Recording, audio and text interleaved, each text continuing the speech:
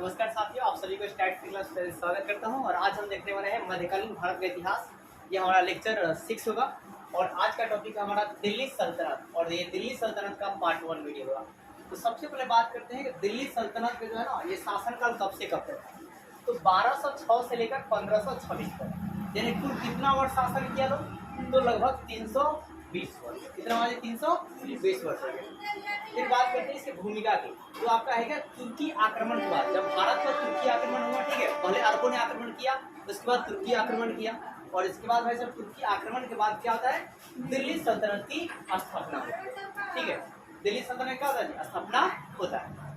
अब बात करते हैं दिल्ली सल्तनत का स्थापना होने के बाद इस पर कितने राजवंशों ने राज किया। इस पर टोटल 5 राजवंशों ने क्या किया जी, राज किया। तो दिल्ली सल्तनत का सबसे बड़ा काल याद रखना है 1206 से लेकर 1526 तक। टोटल कितना वर्ष है, 320 वर्ष। फिर बात करते हैं कि इसकी भूमिका में थोड़ा सा देखते हैं। तो तुर्की आक्रमण के बाद दिल्ली सल्तनत की स्थापना होती है, और स्थापना करने वाला जो पहला व्यक्ति होगा वो कुतुबुद्दीन ऐबक होगा। ठीक है, और इस पर कितने राजों ने राज किया था, तो 5 राजों से। तो पांचों का पहले नाम याद करके उसके बाद उसका शासन का टाइम याद करिए। तो याद रखना है क्या, देखिए क्या जी, गुलाम खिलजी तुगलक। क्या जी, गुलाम खिलजी क्या जी, तुगलक। ठीक है, तो आप याद रखें गुलाब ऐसे, ठीक है, गुलाब खिल क्या जी, गुलाम, और क्या आपका गुलाब खिल। तो गुलाब खिल उठे, तो सॉरी गुलाब खिल उठे तो सयाद कहते हैं जी, और सांस लो, सांस लो। आप यहाँ पॉइंट बना सकते हैं, सांस लो, मतलब आसानी से हमेशा माइंड में चलेगा ये बात। गुलाब खिल उठे तो, गुलाब क्या जी, खिल उठे तो क्या लीजिए आप, सांस लो। मतलब गुलाब खिल उठे, मतलब क्या है, गुलाब, खिल मतलब खिलजी वंश, तू मतलब तुगलक वंश, सा मतलब सैन, और लो मतलब क्या जी, लोधी। याद रखना है कि गुलाब क्या जी, गुलाब वंश, खिलजी वंश, तुगलक वंश, सयाद वंश, और क्या जी, आसान है। गुलाब क्या जी, गुलाम वंश, और क्या खिलजी, और तुगलक, और सैयद, और लोधी। मतलब क्रम गड़बड़ाए ना, इसकी वजह से आप ट्री का इस्तेमाल कर सकते हैं कि गुलाब जो है फूल खिल उठे तो, गुलाब खिल उठे तो क्या जी, सांस लो। तो गुलाब में क्या है, गुलाम वंश, क्या जी, गुलाम वंश, और खिल उठे मतलब खिलजी वंश, और त मतलब क्या पर तुगलक वंश, और आपका स मतलब सांस लो मतलब सैयद वंश, और आपका ल मतलब क्या जी, लोधी वंश। अब इसका आप टाइम पीरियड याद रखेंगे। तो आपका है क्या, देखिए 1206 से लेकर 12 गुलाम वंश का जो टाइम पीरियड है कितना है, 1206 से लेकर 1290 तक। फिर खिलजी वंश कितना है, 1290 से कितना है, 1300। मतलब यहाँ से आपको ऐसे कर देना कि 1206 से कितना जी, 90 तक, फिर 90 से कितना 1320 तक।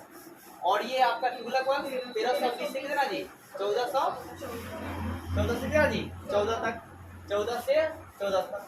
फिर 14 से कितना जी, 1500, 14 से कितना जी, 51 तक। फिर 14 से 51 से 1526 तक।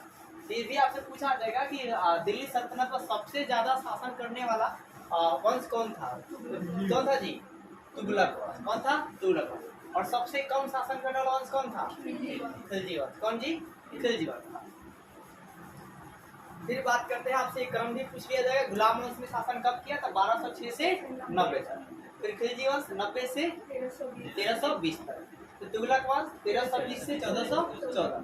फिर सैयद वंश क्या 1414 से कितना जी, 1451, और लोधी वंश 1451 से 1526। इसके बाद अब क्या रहना है, गुलाम वंश की बात करते हैं, पहला वाला लेते हैं। तो गुलाम वंश के जो संस्थापक हैं वो कौन है, कुतुबुद्दीन ऐबक। कौन है जी, कुतुबुद्दीन ऐबक। और ये कुतुबुद्दीन, देखिए कुतुबुद्दीन ऐबक ने इसका स्थापना किया था। और चूंकि कुतुबुद्दीन जो ऐबक है वो मोहम्मद गौरी के गुलाम थे। मोहम्मद गौरी का जी गुलाम थे, इसलिए इस वंश को गुलाम वंश कहा जाता है। तब पूछा जाएगा कि गुलाम वंश क्यों कहते हैं, क्योंकि कुतुबुद्दीन ऐबक क्या थे, मोहम्मद गौरी के गुलाम थे। स्थापना करने वाला जो क्या था, एक गुलाम था, इसलिए इसको गुलाम वंश कहा जाता है। अब इस गुलाम वंश का अन्य नाम क्या है, इसे दास वंश भी कहा जाता है, क्योंकि दास थे गुलाम की तरह। फिर दूसरी बात, इसे इलबड़ी वंश भी कहा जाता है। और क्या बोलते जी, ममलुक वंश भी कहा जाता है। क्या बोलते हैं, ममलुक वंश। और आपका है क्या कि हबीब गुलाल के द्वारा सर्वाधिक जो उपयुक्त नाम है वो कौन सा है? ममलूक वंश का जी, ममलूक वंश। अब भाई गुलाम वंश का दरबारी भाषा क्या था? तो फारसी था। क्या था जी? फारसी। और खासकर मुस्लिम शासकों का मतलब यही मतलब क्या होते हैं, उनका उद्देश्य था कि फारसी का पूरी दुनिया में क्या हो, विस्तार। ठीक है। और फिर क्या होता है, अपनी दरबारी भाषा बनाने के साथ साथ जो है ना, अपने क्या होते हैं अन्य मतलब क्षेत्रों में भी इस भाषाओं को ज्यादातर मतलब महत्व दिया और इसको फैलाने का प्रसार किया। फिर आगे यहाँ पर देखिए, यहाँ बात करते हैं प्रमुख शासक। तो आपका है क्या कि दिल्ली से कहते हैं गुलाम वंश में जो है प्रमुख शासक कौन कौन थे? तो कुतुबुद्दीन ऐबक, और कौन थे? आराम शाह, और क्या था? इल्तुतमिश। कुतुबुद्दीन ऐबक, आराम शाह, इल्तुतमिश, तीन में याद रखिएगा।